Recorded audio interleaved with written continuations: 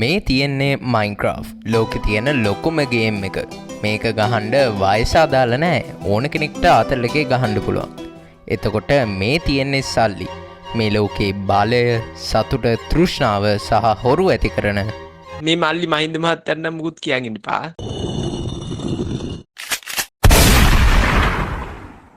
Anyway මේ ෆ්ලෙක්සෝ SMP එක හැදිලා තියෙන්නේ මේ මයින්ක්‍රාෆ්ට් කියන එකයි සල්ලි කියන එකයි එකතු වෙලා. එතකොට මේ ඉන්නේ මම මේ සර්වර් එකේ වෙන්න ඉන්න ලොකුම හොරා. මගේ ගෝල් එක තමයි මේ SMP එකේ මනි ලීඩර් බෝඩ් එකේ එක වෙන්න. ඉතින් මේ ගමනේ බොරු, හොරකම, වංචාව හා බග් බියුස් ගොඩක් කරා. තව ඇඩ්මින්ලගෙන් බඩු උස්සන්නත් වුණා. කොහොම වුණත් දවස් ඉවර වෙද්දි මේ සර්වර් එකේ ලොකුම ධනවතා වෙන්න එක තමයි මගේ ගෝල් එක. එහෙනම් මම මේක කරේ කොහොමද කියලා බලන්න අපිට යන්න වෙනවා දවස් 3ක් පස්සට.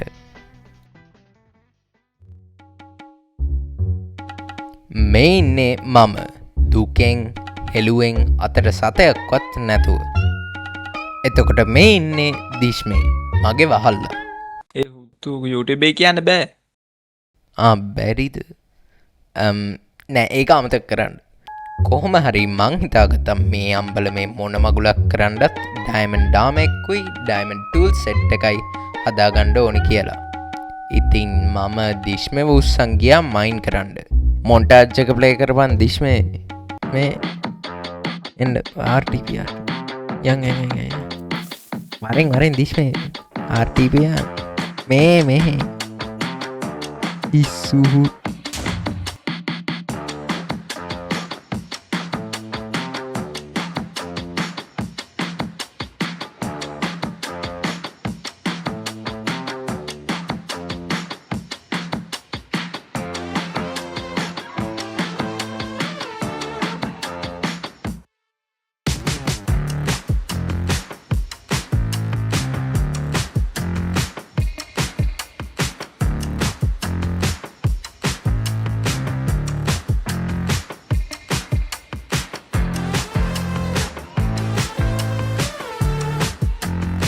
වතුර මේ මෙතන හරි.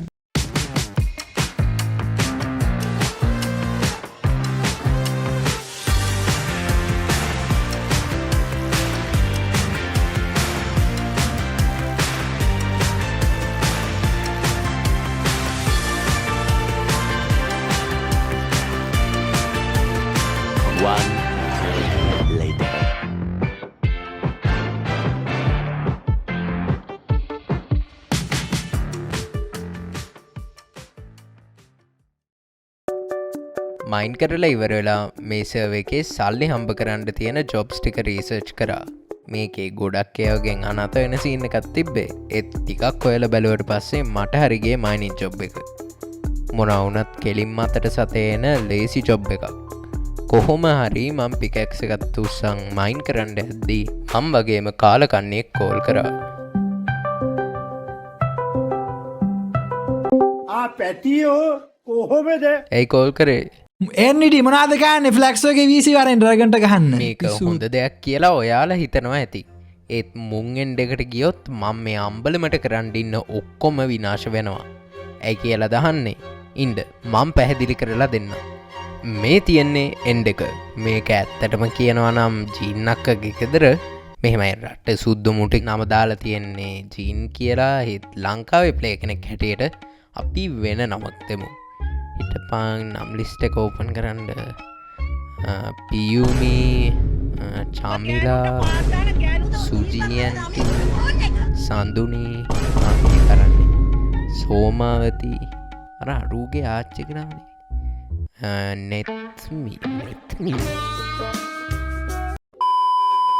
හෙලෝ ආට කතා කරන්න පුළුවන්ද? මං කියන දෙ ඇහෙනවද? නෙවමයින්් මේ පේෂන් ටැස් ඇරලා කෝකෝ පටන්ගමු. Lights camera action. මුන්ටික ගිහින් නෙත්මිට ඇරි හම මට මේ බිත්තරේ උත්සන්ඩ තියෙන ප්‍රතිශතේ 100%කින් 114කට බහිනවා. හරියට අද ලංකාවේ රුපියලේ තියෙන වටිනාකම වගේ. දැන් ඔයාලා මෙතන හිතනවා ඇති ඒත් ඩිඩි මේ රැකන්නා අය රිස්පෝන් කරලා බිත්තරේ ගන්න පුළුවන්. මෙහෙමනේ මේ බිත්තරේ හම්බෙන්නේ නෙත්මියක්කව මේ ජීවිතෙන් නිදහස් කරන පළවෙනි පාර විතරයි. කොහොම හරි මේක තමා මගේ ප්ලෑන් එක. මං හිතාගෙන ඉන්නේ මේ බිත්තරයට ගැහුවහම මේ වගේ ටෙලිපෝට් වෙන හින්දා එන්ඩ් ගේට් එක යට හිලක් හදලා මේ එග් එක හිල්ලට යනකම් ගහන්න. එතකොට මේ හිල්ලට ඒක TP වෙච්ච ගමන් මට මේ ඩ්‍රැගන් එග් එක උස්සන් රට පනින්න පුළුවන්. මම මේක හදද්දි හිතුවේ පට්ට බිග් බ්‍රේන් ප්ලෑන් එකක් කියලා. ඒත් පස්සේ තමා මට තේරුනේ මේ ප්ලෑන් එක මුලින් දම්ම වැරදෙන්න ගිය එකක් කියලා. ඔයාලම බලාගන්නකො මේක වුණ විදිහ. දිස්මේ සින්දුව ප්ලේ කරපන්. ගංගම් ස්ටයිල් නෙවෙයි සින්දුව නෑ මම ප්ලේ කරන්න බා. මේ තියෙන්නේ ෆ්ලෙක්සෝ SMP and fight එක.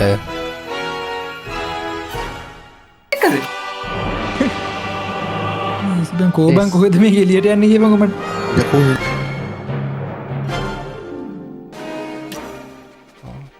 ආමු පියා යන්න බෑනේ ෆක්කනු කකේවා නෑ බා. දෙන්න ටෝච් මේ වෙලාව දෙන්න අපි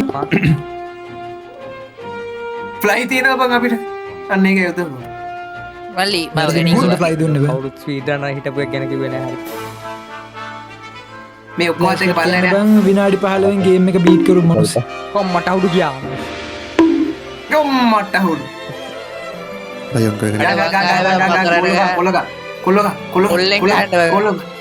ඒම එන්නවන් කෙනෙක් ගැව් ජීසි බං ඕ ඉස්සරහට යන්න එපා ඩීටි මෝඩ ඩීටි අයියෝ කවුද අර මැරුණේ බම්බ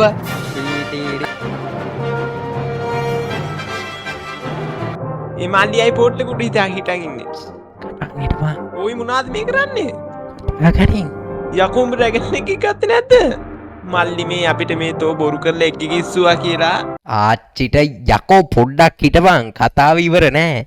කොහොම හරි දිස්ම කිව්වා වගේම මං කරපු මෝඩකමක් හින්දා මං ඕවර්වර්ල්ඩ් එකට TP වුණා. මේක හින්දා මට මේ බිත්තරේ ගන්න තිබ්බ chance එක නැති වුණා. ආයෙ මේ බිත්තරේ ගන්න බෑ කියලා දැනගෙනත් මං එන්ඩ් එකට ගියා. උඹ කොහොමද ගත්තේ ඩීටි? ඉතින් අල්ලගන්න මේ ෆිස්ට් එක අල්ලගන්න. මොනවා වුණත් මේ මගේ ලක් එකට මේ බිත්තරේ උස්සන්න සෙකන්ඩ් chance එකක් හම්බුණා.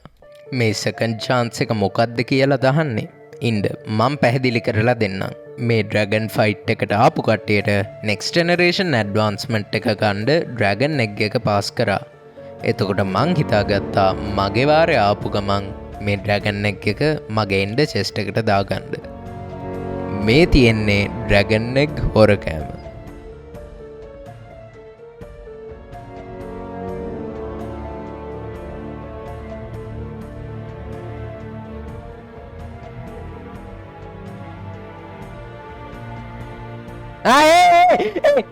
ඒ අර බණ්ඩල් එක වෙන්නවා.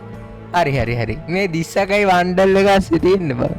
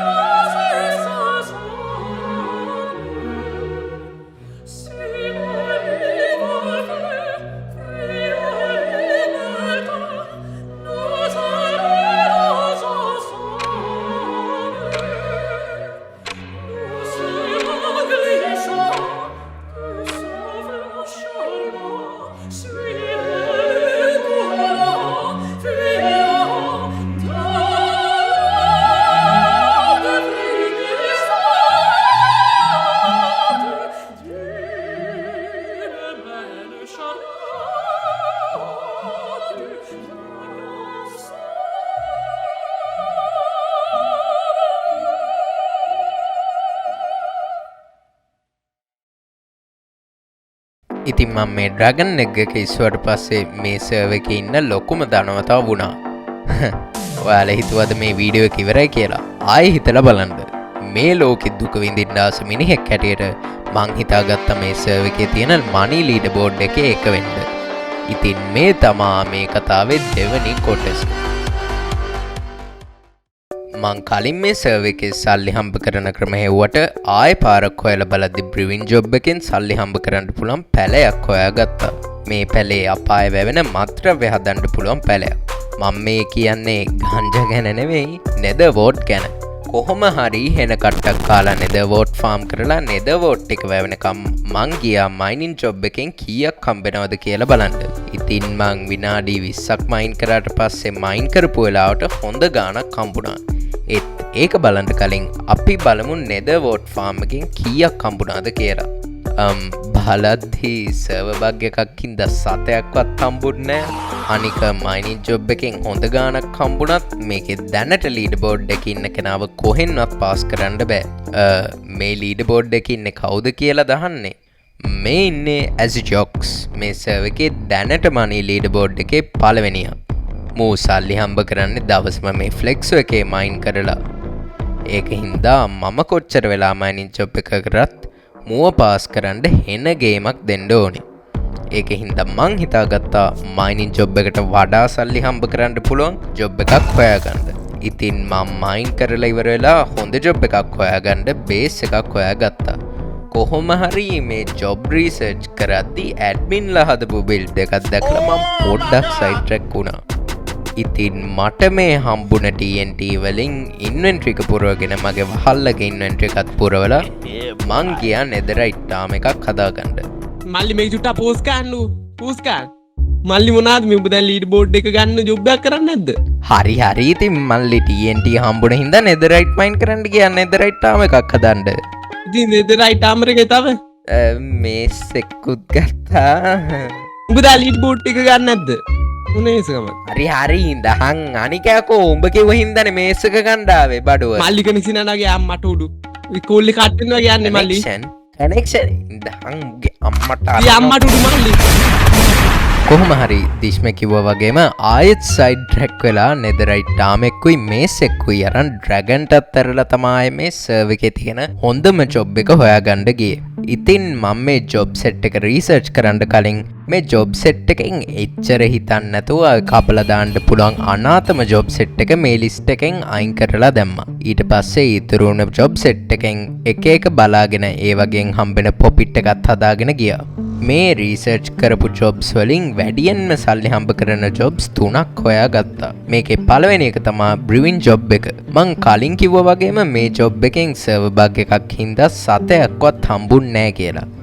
ඒත් පස්සේ ඇඩ්මින්ලා මේ බග් එක හදපු හින්දා ආයෙ මේ ජොබ් එක කරන්න chance එකක් ආවා. අනික මේ ජොබ් එක නෙදර් වෝට් වලට දාලා තියෙන වටිනාකමෙන් මේ ජොබ් 3ෙන් අනිත් ජොබ් දෙකේම පැයකට හොයන ගානෙන් දෙගුණයක් හොයාගන්න පුළුවන්. ඒත් මේ ඇඩ්මින්ලා මේ බග් එක හදද්දී නෙදර් වෝට් ෆාම් කරලා එන ආදායමට තප්පර 30ක කූල් ඩවුන් එකක් දැම්මා. මේකෙන් මේ ජොබ් එකෙන් හම්බෙන වාසිය 100%කින් 3.33කට බහිනවා. ඒක හින්දා මේ ජොබ් එක කපලා දැම්මා. මේ ජොබ් 3ෙන් දෙවනි ජොබ් එක තමයි වුඩ් කටින් ජොබ් එක. මේ ෆ්ලෙක්සෝ SMP එක සාමාන්‍ය සර්වර් එකක් නම් මේ ජොබ් එකෙන් ලොග් මයින් කරලා හම්බෙන ගාණ ගොඩක් අඩුයි. ඒත් මේ ෆ්ලෙක්සෝ එකේ තියෙන ට්‍රීෆෝල් ප්ලගින් එක හින්දා එක බ්ලොක් එකක් කඩලා මේ මුළු ගහම කඩා ගන්න පුළුවන්. එතකොට ඔයා ජයන්ට් ස්ප්‍රූස් ට්‍රී එකක් කඩලා හම්බෙන ගාණ එක බ්ලොක් එකක් කඩන්න යන වෙලාවෙන් හම්බ කරන්න පුළුවන්. ඒත් මේ ජොබ් එකෙන් හොඳ ගාණක් හම්බුණත් නිතර බෝන් මිල් යූස් කරන්න ඕනේ. අනික මේ බෝන් මීල් ගණ්ඩ මේ එපා කරපු ජාතියත් එක්ක ගනුදෙනු කරන්න ඕනේ. ඒක හින්දා මේ ජොබ් එකෙන් හම්බෙන වාසිය මේ ජොබ් 3ෙන් අන්තිම ජොබ් එකෙන් හම්බෙන වාසිය අල්ලන්නවත් බෑ. මේ අන්තිම ජොබ් එක මොකක්ද කියලා දහන්නේ. මේ තියෙන්නේ ඩිගින් ජොබ් එක. මේකේ සල්ලි හම්බ වෙන්නේ මේ සර්වර් එකේ තියෙන සෑන්ඩ්, රෙඩ් සෑන්ඩ් සහ ග්‍රැවල් ඩිග් කරලා.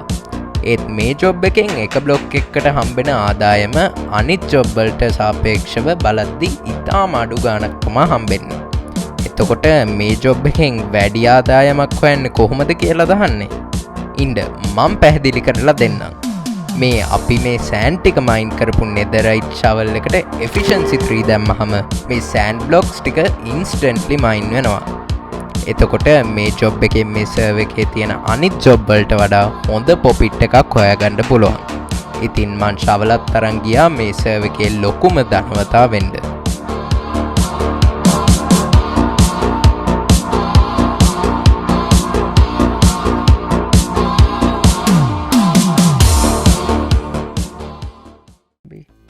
මේ ලීඩ බෝඩ් ග්‍රයින්් එක පටන්ගන්ඩ මංගේ ලයිට්‍රක දාගෙන ඩෙසර්ට් එකක් හොයාගෙන ගිය. එතකම් මන් දැන් හිටපු තත්ව පැහැදිලි කරලා දෙන්නම්. මේ වෙනකොට මගේ නමට තිබ්බේ රුපියල් 14,000යි. මේ ගානත් හම්බුනේ මං සයිට්‍රැක් වෙලා නෙදරයිට්ටාම ගන්න ගිය ගමනේ. කොහොම හරි මේ වෙනකොට දැනට ලීඩ් බෝඩ් එක හිටපු ඇසිටොක්ස්ට 54,000ක් තිබ්බා.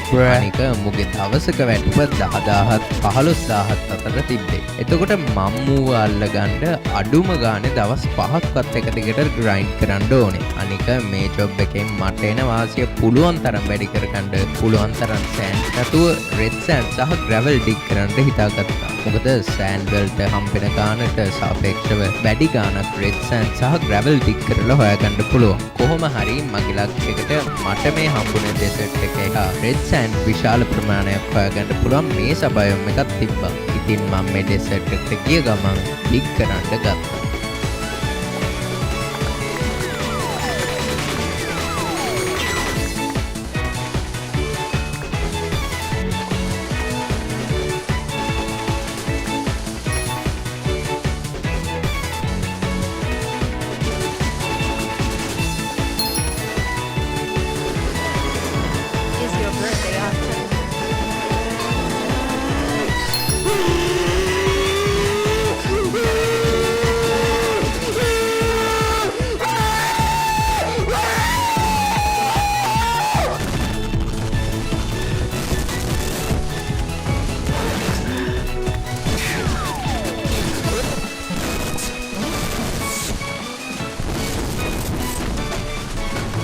I don't think you have any idea how fast I really am.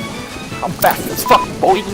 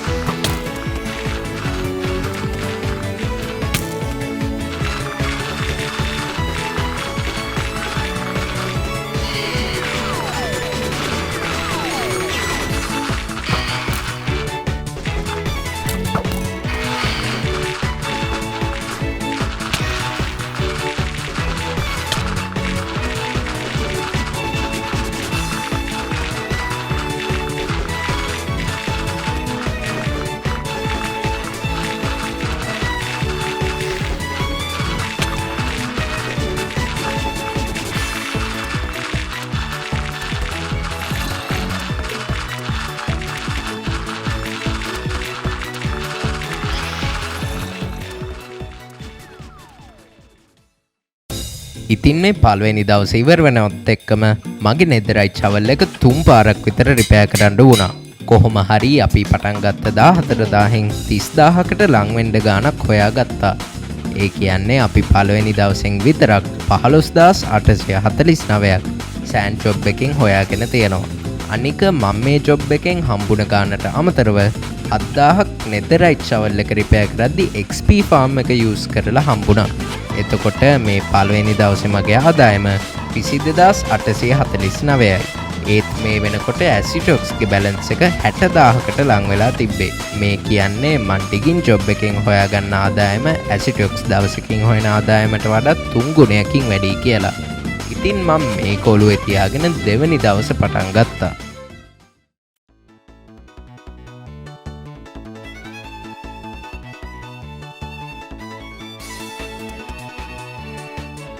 දෙවනි දවසෙදිත් කාලේ නාස්ති කරන්න නැතුව ඇහැරුණ ගමන් මේ ෆ්ලෙක්සෝ එකේ සල්ලි හම්බ කරන්න ගත්තා. මේ දෙවනි දවසත් පළවෙනි දවස වගේ එක දිගට දවසම වැලි කැපුවා. කොහොම හරි පැය 6ක් විතර වැලි කැපුවට පස්සේ මං එදා 14151 හෙව්වා. මේ වෙනකොට ඇසිටොක්ස්ට 61230කුත් මට 44035කුත් තිබ්බා.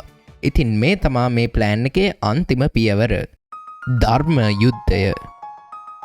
ඔයාල දැන් හිතනවා ඇති මගේ මේ ප්ලෑන් එකේ ධර්ම යුද්ධය කියන්නේ මොකක්ද කියලා. ඉන්ඩ මං ඔයාට පැහැදිලි කරලා දෙන්නම්. සංසූ එක පාරක් කිව්වා always strike your enemy when they least expect it. මේක සිංහලෙන්ම කිව්වොත් ඔයාගේ හතුරා හිතන්න නැති වෙලේ ෂොට් එක දෙන්න ඕනේ කියලා. ඉතින් මම මේ කෝලුවට අරන් හිතාගත්තා ඇසිටොක් සර්වර් එකෙන් ඔෆ්ලයින් ගිය වෙලාවක ජොයින් වෙලා මුව පාස් කරනකම් ග්‍රයින්ඩ් කරන්න. ඉතින් මේක කරන්න මන් ඩ්‍රැගන් එග් එක ගත්ත දවසේ ඉඳන් මු සර්වර් එකට ඔන්ලයින් එන වෙලාව, දවසේ රෑ ලොග් අවුට් වෙන වෙලාව සහ කණ්ඩ යන වෙලාව හොයාගත්තා.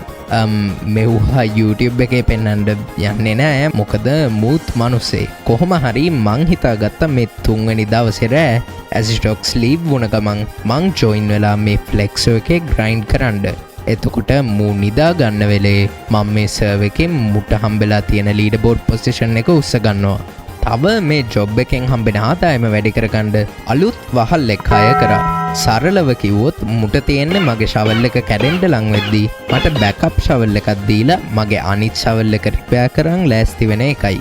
එතකොට මගේ ෂවල් එකේ ඩියුරබිලිටි අඩු වෙන හැම වාරෙම රිපෙයාර් කරන්න යන වෙලාව සම්පූර්ණයෙන්ම කැපිලා යනවා. ඉතින් මේ තමා තුන්වෙනි දවස ධර්ම යුද්ධය. තුන්වෙනි දවස ඇසිටොක් ස්ලීප් වෙද්දී එයාගේ බැලන්ස් එක 71000කට වැඩි වෙලා තිබ්බා. එතකොට මේ ධර්ම යුද්ධය සාර්ථකව දිනන්න ඊළඟ දවස වෙන්න කලින් මං 26000ක් හොයාගන්න ඕනේ. මේ අම්බලම එක සෑන්ඩ් බ්ලොක් එකකට සත 40ක් හම්බෙනවා. මේ කියන්නේ මං සෑන්ඩ් 65000ක් මයින් කරන්න ඕනේ.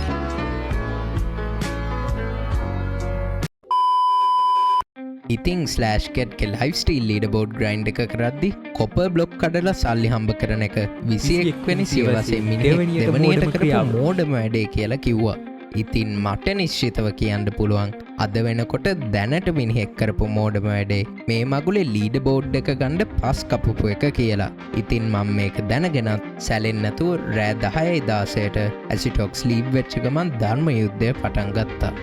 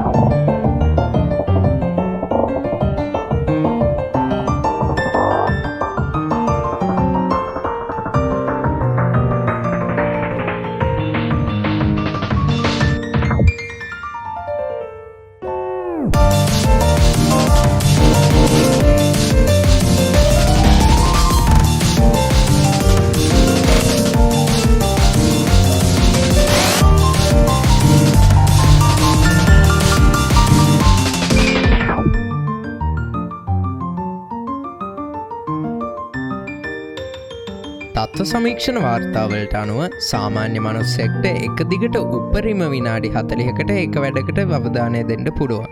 ඒත් මේ වෙනකොට මම පැය 3ක් මේ මගුලේ ලීඩ බෝඩ් එක ගන්න වැලි හැරුවා. මේ නිසා මට කෝටිසෝල්ද කොලෙස්ට්‍රෝල්ද ප්‍රෙෂර්ද ඔක්කොම හැදිලා තිබ්බේ. කොච්චර මානසිකව වැටිලාද කියනවා නම් මෙහෙම දේකුත් කිව්වා. නීතිමය හේතු නිසා මගේ නීතිඥවරයා විසින් මෙම කොටස ප්‍රදර්ශනය නොකරන ලෙස උපදෙස් ලබා දී ඇත. කොහොම හරි මේ වගේ කොල්ලුන්ට බැන රෑ එක වෙනකං මේ ලීඩ බෝඩ් ග්‍රයින්ඩ් එක කරා. මේ වෙනකොට මගේ තිබ්බ මානසික තත්ත්වය හින්දා ඊළඟ දවසේ උදේ මේ ග්‍රයින්ඩ් එක ඉවර කරන්න හිතාගත්තා. අනික මගේ කැල්කියුලේෂන්ස් වලට අනුව හෙට උදේ 6ට හැරලා ග්‍රයින්ඩ් කරොත් ඇසිටොක්ස් හැරෙන වෙලාවට මම ලීඩ බෝඩ් එක අරන් 11000ක ලීඩ් එකකුත් තියාගන්න පුළුවන්. ඉතින් මං හෙට උදේට ඉතුරු වැඩ ටික තියාගෙන පැය 5කට ලාම් එක්කුත් තියාගෙන 3 වෙනි දවසේ නිමා කරා.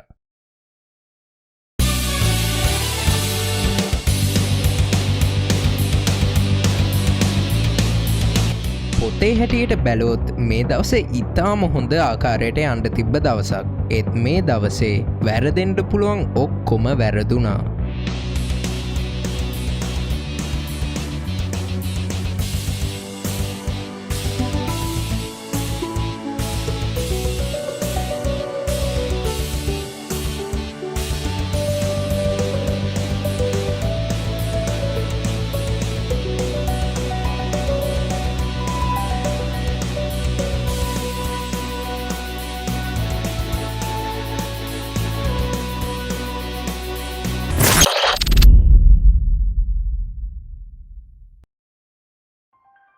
මෙතන මොකක්ද වුනේ කියලා ඔයාලා හිතනවා ඇති. ඒත් මෙතන හරියටම වුණ දේ දැනගන්න දවස් 10ක් පිටිපස්සට යන්න වෙනවා. මේ සර්වර් එක රිලීස් වෙන්න කලින් සර්වර් එක ටෙස්ට් කරන්න මේ සර්වර් එකේ තියෙන බන්චි ප්ලගින් එකට පර්මිෂන්ස් දීලා තිබ්බා. මේ බන්චි ප්ලගින් එකෙන් කරන්නේ ලොබි, ඩුවල්ස් සහ සර්වයිවල් සර්වර්ස් එකතු කරන එක.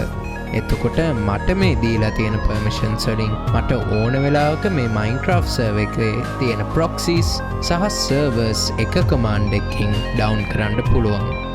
මේ තියෙන්නේ /end command එක. අන්තිම දවසේ උදේ වැලි මයින් කරද්දි ඊට කලින් දවසේ වගේ මගේ diamond shovel එක repair කරන්න මගේ වහල්ල හිටියේ නෑ. ඉතින් මම මේ server එකේ තිබ්බ /end command එක use කරලා diamond shovel එක repair කරගත්තා. පස්සේ end chest එකේ තිබ්බ potions වගේක් ගන්න යද්දි /end command එකෙන් end chest එක open වෙනවා කියලා හිතාගෙන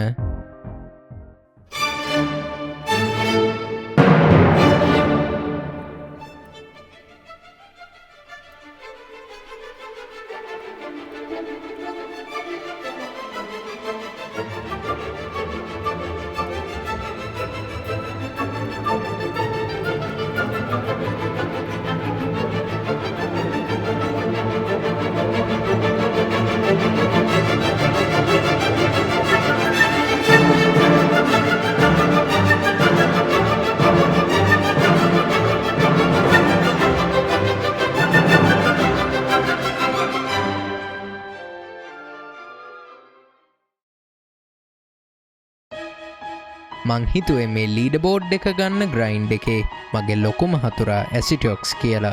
ඒත් මේ මොහොතේ මම තමා මගේ ලොකුම හතුරා. සර්වර් එක ඩවුන් වෙලා පැය 4කින් ඇඩ්මින්ලා ආයේ සර්වර් එක ඔන් කරා. මේ වෙනකොට මං හිතුවේ ධර්ම යුද්ධය අසාර්ථක වුණා කියලා. ඇත්තටම කිව්වොත් මේ ග්‍රයින්ඩ් එක නවත්තන්නත් හිතුවා.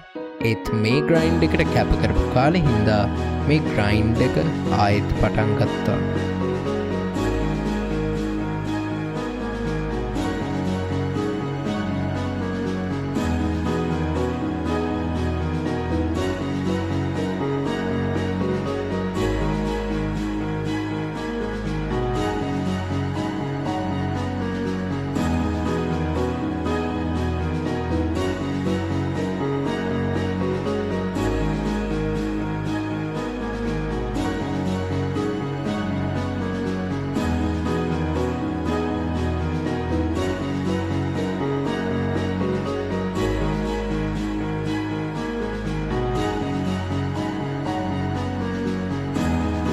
ඇසිටොක්ස් කලින් දවසේ ආදායම දැකලා